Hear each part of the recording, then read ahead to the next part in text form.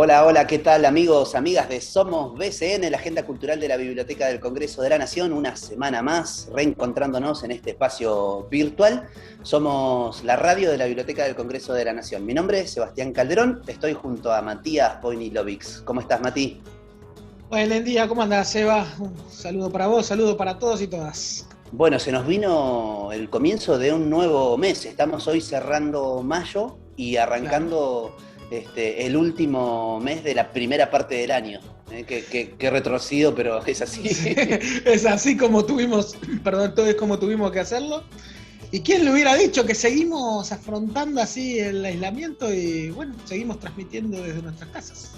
Así es. Bueno, le recordamos a nuestra audiencia, siguen toda la propuesta de BCN Radio en www.bcnradio.com.ar. Ahí están, van a poder encontrar no solo nuestro programa, esto que hacemos cada semana y los anteriores, sino toda la grilla de la radio de la Biblioteca del Congreso de la Nación.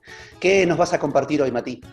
Hoy vamos a hacer un viaje al mundo de la literatura, a Borges, más específicamente, Borges y específicamente lo que tiene que ver a lo largo de su carrera literaria con sus construcciones en espejo. Digamos, esos conceptos que aparecen en varias de sus obras poéticas, literarias, las ficciones, y quien hablamos con Isabel Swank, que es una profesora de letras, que se dedica específicamente, dicta talleres, ha escrito libros sobre este tema, y vamos a ver este recorrido, ese mundo de quizás el escritor argentino más reconocido del siglo XX.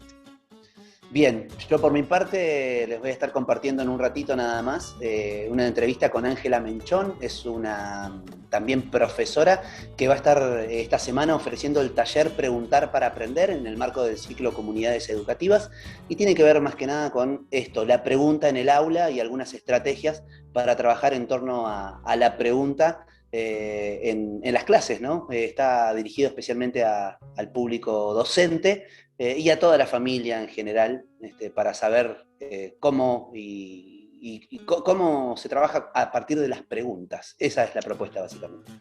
Interesante, entonces si te parece, Seba, vamos a ver de qué se trata todo esto. Vamos, vamos de lleno entonces. Somos BCN.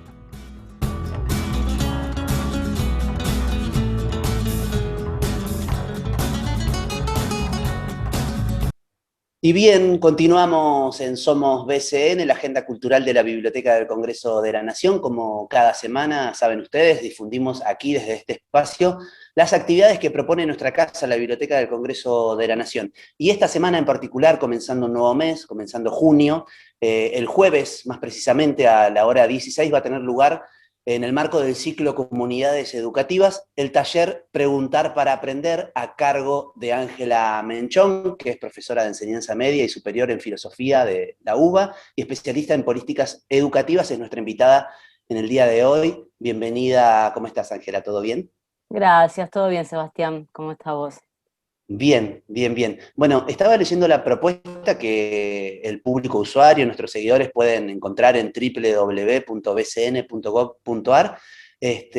La propuesta me pareció súper interesante porque, bueno, hay algo ahí que tiene que ver y mucho con el ejercicio que realizamos cada semana en este espacio y desde la radio, que es la pregunta como disparadora y desde el abordaje de lo que puede significar en la pedagogía, ¿no? En el aula. Contame un poco cómo pensaste esta propuesta.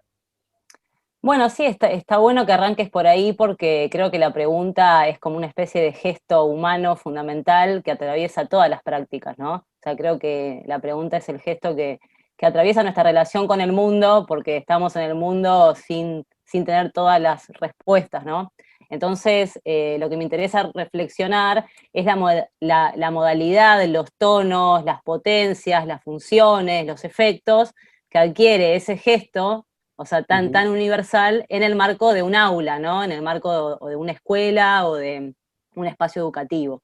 Así que el abordaje que yo voy a hacer va a ser, bueno, de la pregunta pensada como un gesto, como un acto de enseñanza y también como un acto de aprendizaje, porque me interesa pensarla desde los dos lados, ¿no? O sea, se puede enseñar preguntando y se puede aprender preguntando. Y no necesariamente hay un puente, un nexo causal entre enseñar y aprender, pero un poco mi hipótesis es que la pregunta es como un puente entre los actos de enseñanza y los actos de aprendizaje. Entonces quisiera pensar alguna de las potencias que tienen las preguntas en el aula, tanto para enseñar como para aprender, ¿no? En ese sentido, la pregunta como algo que atraviesa tanto a docentes como a estudiantes, a adultos, a niños y niñas, ¿no? Sí, pensaba en que las preguntas también están cargadas de subjetividad de acuerdo al lugar donde uno las haga, ¿no? En este caso estamos en una entrevista virtual, pero si estuviéramos en un aula, seguramente va a tener otra connotación la pregunta. ¿Es ahí donde vos haces foco, donde trabajás en relación a eso? Claro, claro, exacto. O sea, está bueno, o sea, yo también pienso que la pregunta es un acto situado, no es un acto abstracto, digamos, es una práctica situada, la práctica de preguntar. Y no es lo mismo preguntar en una entrevista que preguntar en un aula, no es lo mismo que pregunte un docente, que pregunte un estudiante, no es lo mismo preguntar en una situación de examen que preguntar en una situación de compartir una lectura, ¿no? En alguna clase, o sea, la pregunta va adquiriendo distintas tonalidades de acuerdo a las relaciones en las que se inserta.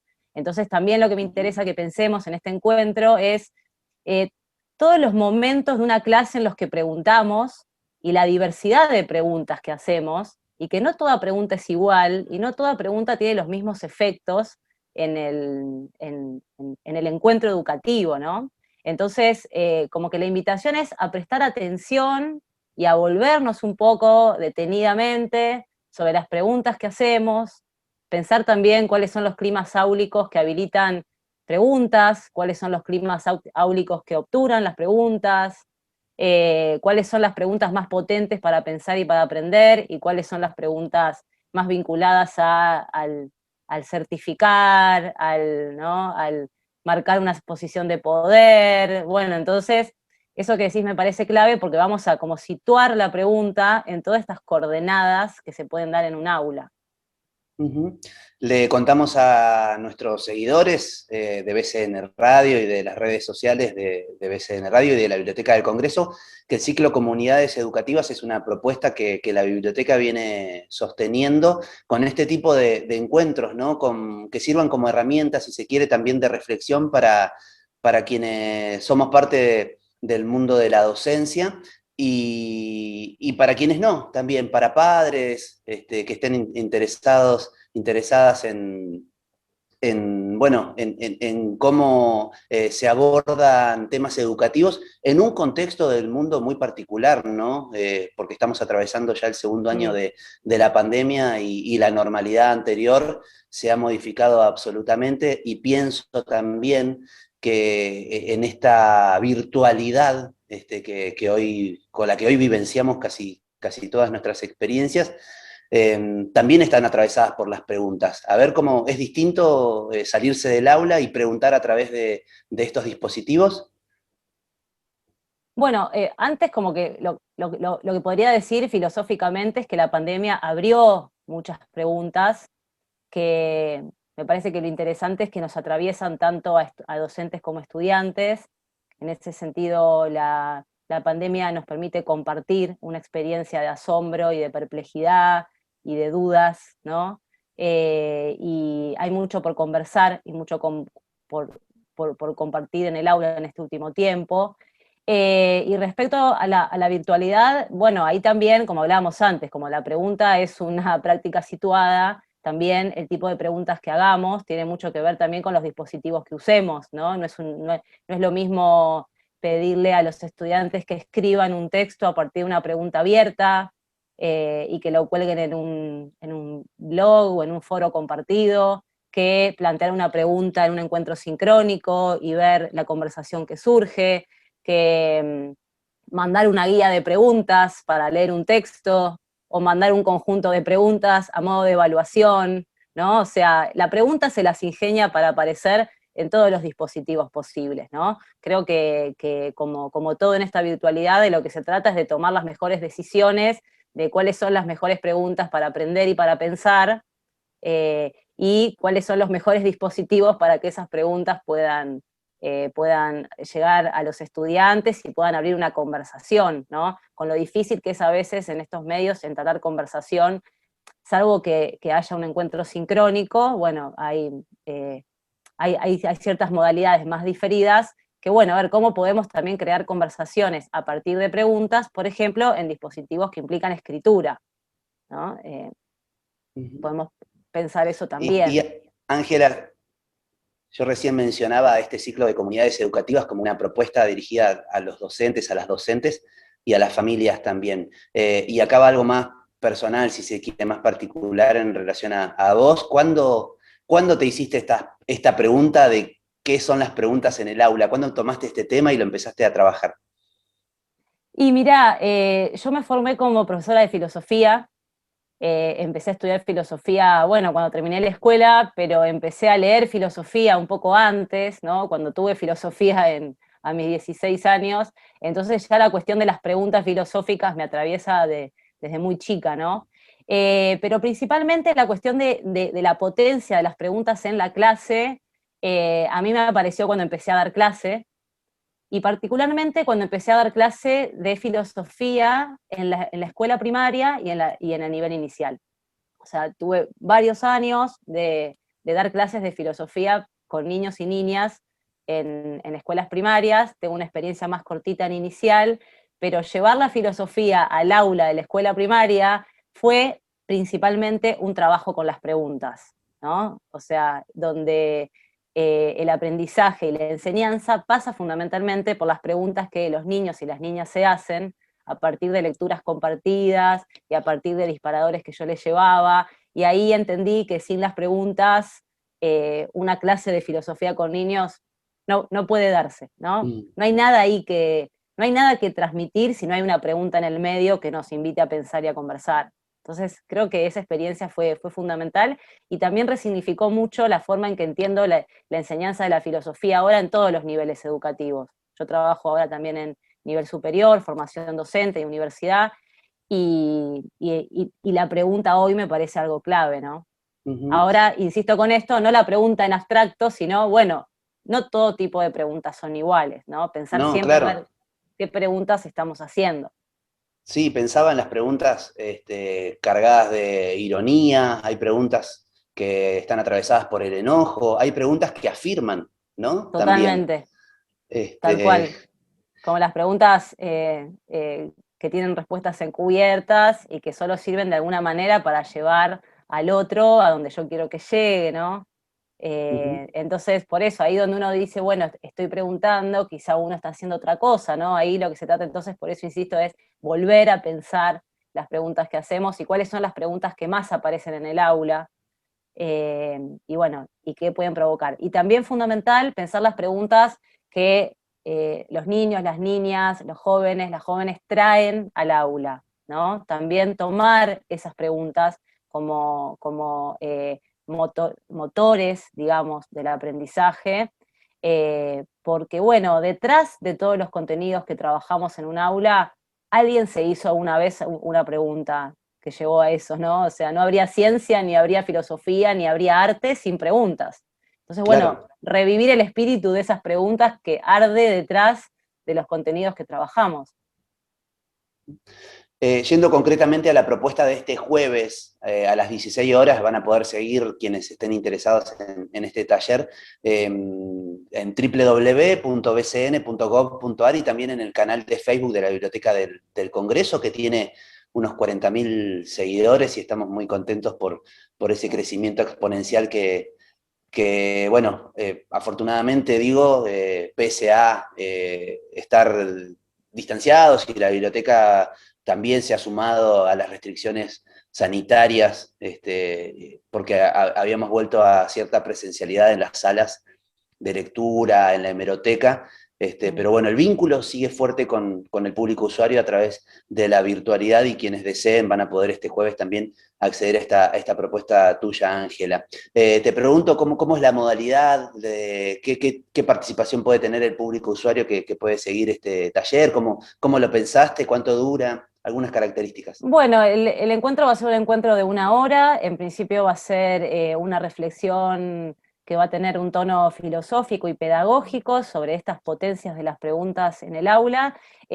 También va a tener, digamos, un matiz más didáctico, porque me interesa también pensar cómo convertir todas estas reflexiones en algunas pistas para trabajar las preguntas en el aula en distintos niveles, porque bueno, también es cierto que el público puede ser muy variado, no todos enseñan las mismas disciplinas, la pregunta también adquiere distintas modalidades en distintas disciplinas, entonces bueno, trataré de abrir el juego para, bueno, plantear algunas ideas que puedan ayudar a una multiplicidad de docentes a pensar sus prácticas y a quizá crear nuevas ideas a partir de las que yo sugiera, ¿no? Esta es la propuesta. Ahí está. Ángela, te queremos agradecer por estos minutos compartiendo acá en Somos BCN, la agenda cultural de la biblioteca, esta propuesta que está prevista para el jueves 3 de junio, reiteramos, este jueves a la hora 16, a través del sitio oficial de la biblioteca y también del canal de Facebook. Te mandamos un abrazo enorme y bueno, todo el éxito para este encuentro virtual con el público de la BCN. Bueno, muchas gracias, nos estamos viendo prontito. Chau, chau.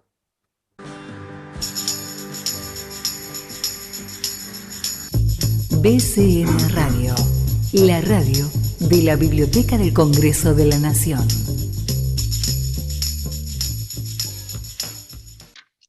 Seguimos en Somos BCN en este último programa del mes de mayo y vamos a realizar un viaje por el mundo de la literatura. En este caso vamos a hablar de Borges y su literatura en espejo, porque el próximo viernes 4 de junio a las 18 horas, Isabel Swank va a realizar una charla online sobre este tema y estamos con ella en comunicación para que nos cuente de qué se trata. ¿Qué tal, Isabel? Matías Benielovic te saluda. Buenos días, Matías, muy bien, muchas gracias. Bueno, contanos un poco de qué se trata, primero de esto de Borges y su literatura en espejo, digamos, que es quizás algo novedoso para quien no conoce. Ajá.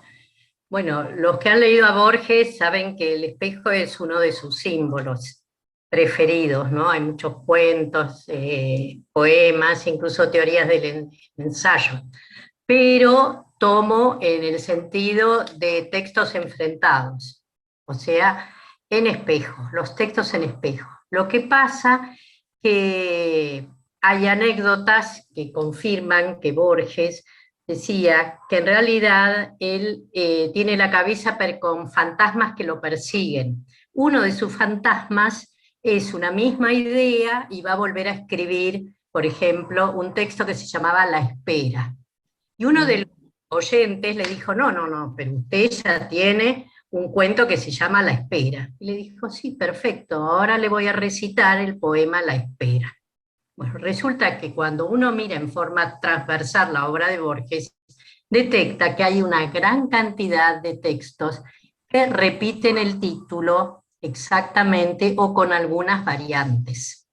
Entonces me interesó observarlos en forma transversal, ligarlos con la línea temporal de cuando escribió, por ejemplo, Límites 1, Límites 2, o el poema de los dones y otro poema de los dones, y ver las diferencias, y sobre todo me preguntaba por qué hace esto.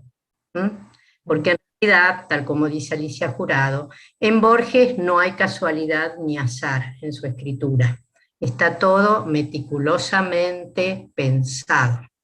Entonces, mi aporte es encontrar el porqué.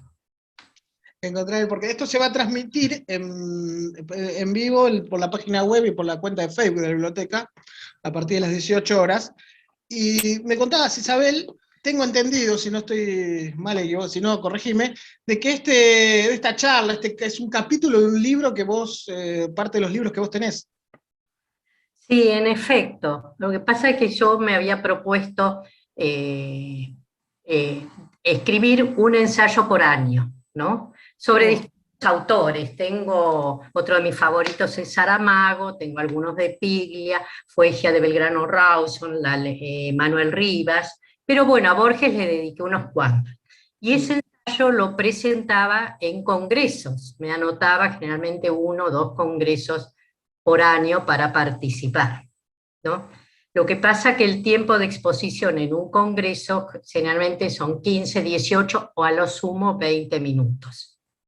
Entonces al principio yo escribía lo que tenía en la cabeza, vieron que cuando uno escribe te hace cosquillas en la cabeza, tenés que sacártelo en la página en blanco, y me sentía totalmente coartada porque tenía que escribir para los 15 minutos, hasta que en determinada etapa de mi carrera, no sé si decir académica o docente, dije no, me voy a sacar de la cabeza todo lo que tengo sobre tal tema, y luego lo acorto en 18 minutos. Conclusión, en el cajón me quedaba, por ejemplo, en vez de 8 hojas sobre el tema Borges y su literatura en espejo, me quedaban 25, ¿no? Porque para llegar a esa tesis yo tenía que abarcar una lectura transversal de la obra.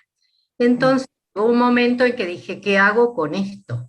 ¿Qué hago con esto?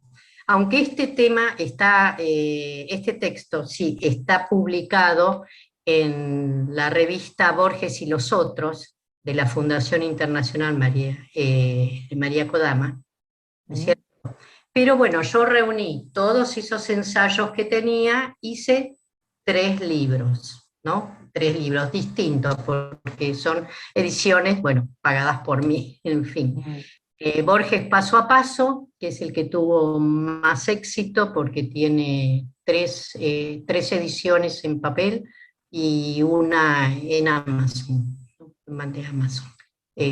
Y después Postdata, la escritura contemporánea, que ahí ya tengo más variado los autores, solo 3 de Borges, uno de Marco de Nevi, que me interesa muchísimo, este autor argentino tan nuestro, y bueno, ahí está Belgrano Rawson, Piglia, Cortázar. Y el tercero, donde está incluido este capítulo, es Borges o el cuento ausente, y otros ensayos, ¿no? O sea, Entonces, toda una vida no sé. relacionada con el mundo literario de Borges. ¿Cuándo comenzó? ¿Cuándo fue el primer acercamiento a Borges, escritor? Mirá, a mí cuando yo cumplí, tenía una madrina que era muy lectora, y yo leía muchísimo, muchísimo desde chica, porque bueno, mi casa es una casa grande, yo soy la tercera de 10 hermanos, entonces siempre había llantos, chicos, hermanos, en fin, entonces yo agarraba un libro y me iba al jardín y leía, siempre leí. Y a los 15 años mi madrina me regaló Ficciones. De 15 años, que es el libro que tengo, la edición Princeps. Con mucho orgullo lo tengo por acá. Si quieren se lo muestro. Le tuve que poner esto porque se me estaba desmoronando. ¿Ven estas ediciones con el papel no guillotinado, ¿no? Que yo lo iba abriendo? Bueno. Una hermosura. Entonces sí, es una belleza. Escrito, bueno, lo cuidó muchísimo. Y me regaló también El idioma de los argentinos, en edición de MC, y Obra poética, que fue una de las primeras antologías que hizo Borges. Y bueno, ahí 16, 17 años, agregaba a las lecturas del secundario esto, y no entendía, por supuesto, sobre todo cuando empecé con Tlón y la biblioteca de Babel, en fin, no entendía, pero me llamaba la atención, digo, acá esto es distinto. Y lentamente, bueno, iba intercalando mi docencia en las escuelas secundarias de la zona norte, yo vivo en Tigre, mis talleres literarios, donde conocí a Olga Lavinia, en la Biblioteca Popular Sarmiento de Tigre, y lecturas. Cuando tenía a mis hijos pequeños, no sé si corresponde decirles, bueno, con otra amiga que también tenía hijos, bueno, contratábamos una niñera y cada 15 días nos poníamos 3 horas a estudiar un autor, ¿no? Porque eso fue la realidad. Bueno, y de ahí fueron surgiendo algunas notas, y después ya en la década del 80 pude escribir algo, y en la década del 90 me dediqué, bueno, a participar 2 congresos por año, más no podía, física o económicamente también, porque iba de un colegio a otro como todas las profesoras de secundaria. ¿no? Sí. Y bueno, finalmente quedaron los libros. Quedaron los libros. Y para la actividad de este viernes, va a haber, ya tiene Sí. la selección de las lecturas, va a haber lecturas en vivo, o solamente va a ser comentarios de lecturas o de escritos del propio autor. Pienso leer bastante los ejemplos. O sea, voy a sacrificar un poco del marco teórico que puede ser en la escritura, es más accesible, pero para escucharlo puede ser un poco más árido, ¿no? Citas bibliográficas, etcétera, el marco académico, ¿no? Propio Claro. del ensayo, el marco argumentativo.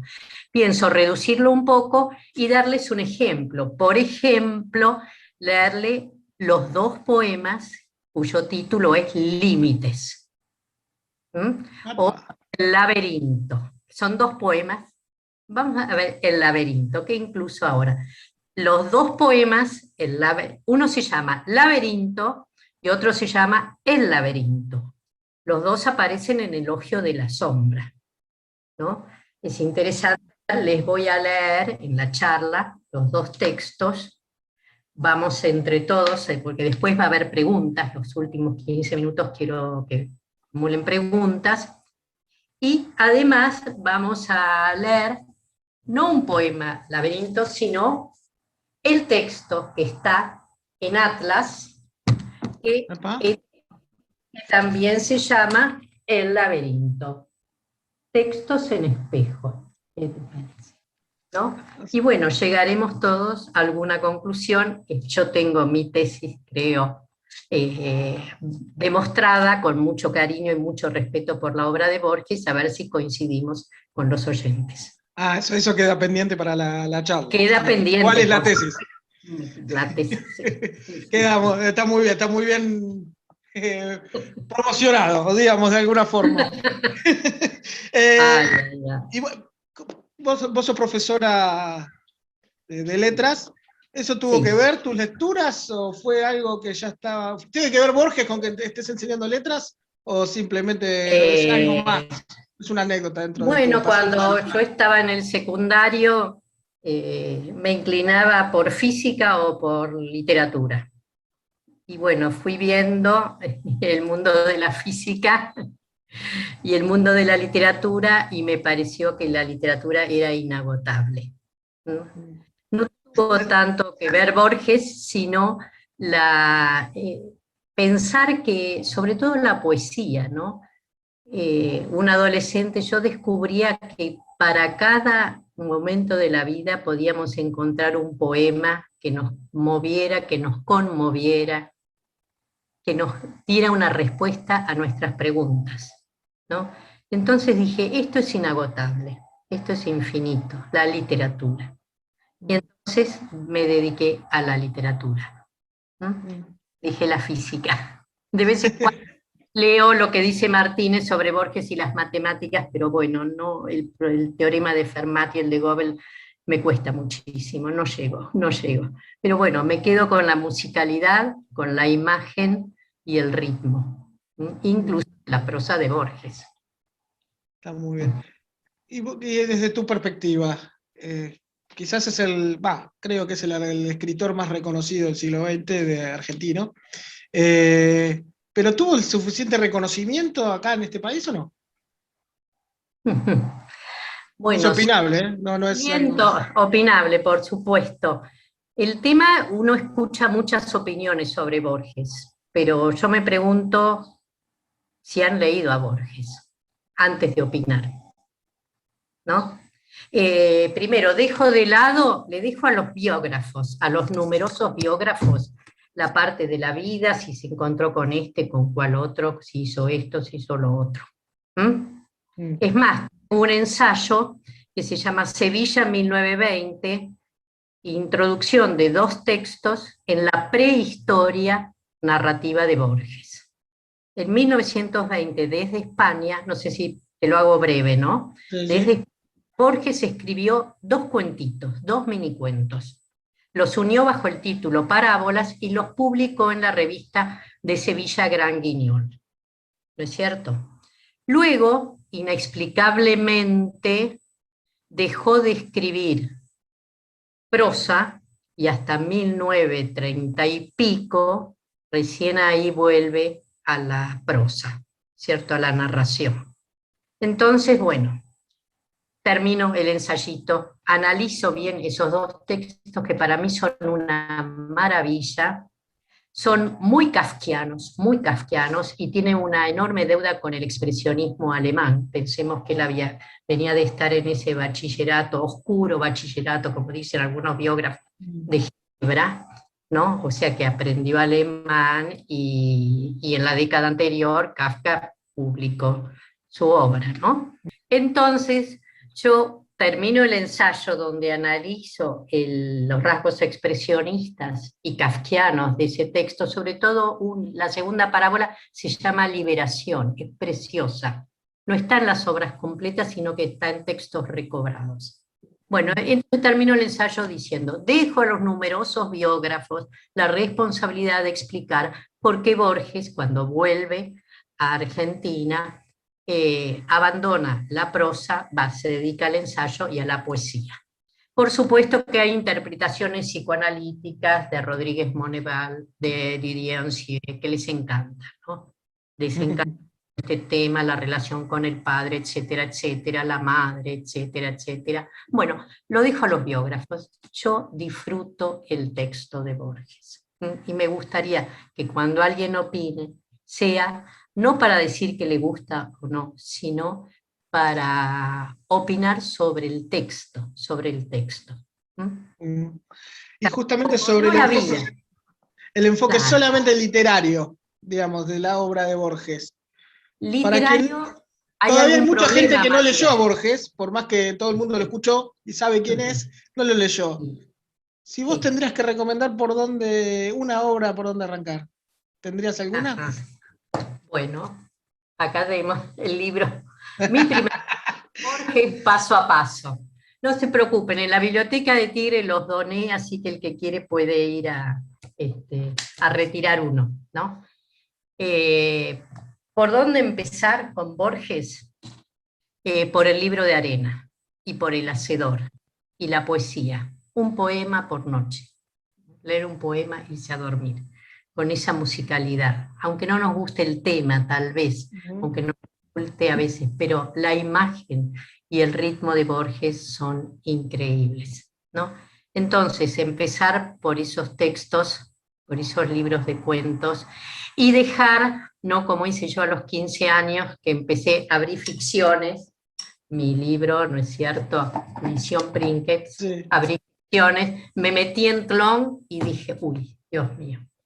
De todas formas, a esta altura de mi vida, me doy cuenta de que es increíble lo que hizo Borges con Tlón, porque diseñó el tablero donde iba a poner después sus personajes y sus poemas. Cada escaque de ese tablero es uno de los textos de Borges. Él tuvo la visión aléfica, podría decir, de diseñar un mundo. Es Tlón. Por eso cuando termino y creo demostrar mi tesis de su literatura en espejo, el último argumento lo extraigo de la ficción, no del marco académico. Y me invito a los lectores a convertirnos en un habitante, en un ciudadano de Tlón. Porque ahí la teoría, el motivo de los Roni, que duplican la realidad, me funciona perfecto para el cierre de mi ensayo. Les dejo la duda. Impecable, Isabel. Bueno, queda todo en expectativa para lo que va a pasar el próximo viernes. Cómo no, Matías. La verdad que va a ser un gusto conectarme con ustedes. Bueno, muchísimas gracias por la comunicación y los volvemos a invitar entonces al próximo viernes a la charla online Borges y su literatura en espejo, el viernes 4 de junio, 18 horas, transmitido desde la página web y la cuenta de Facebook de la Biblioteca del Congreso. Gracias, Isabel. Buenos días, Matías. Gracias a ustedes. Que tengan buen día. Nosotros seguimos con más Somos BCN.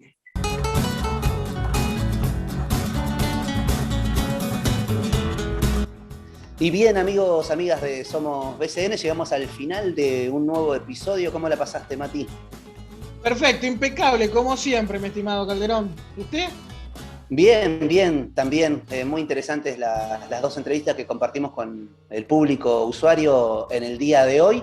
Recuerden que pueden seguir todo lo que produce BCN Radio en www.bcnradio.com.ar y las actividades de nuestra casa de la Biblioteca del Congreso, todas las novedades las encuentran en www.bcn.gov.ar. Impecable como siempre. Seguimos así transmitiendo y difundiendo las actividades que la Biblioteca del Congreso ofrece, sobre todo en estos tiempos, son actividades virtuales para estos tiempos de aislamiento y bueno, esperemos que los usuarios y usuarias la disfruten. Bien, amigos, nos reencontramos la próxima semana, ¿te parece, Mati? Perfecto, Calderón, y recuerde, somos BCN. La agenda cultural de la biblioteca. Chau. Chao. Programa producido por la Subdirección de Prensa y Difusión de la Biblioteca del Congreso de la Nación.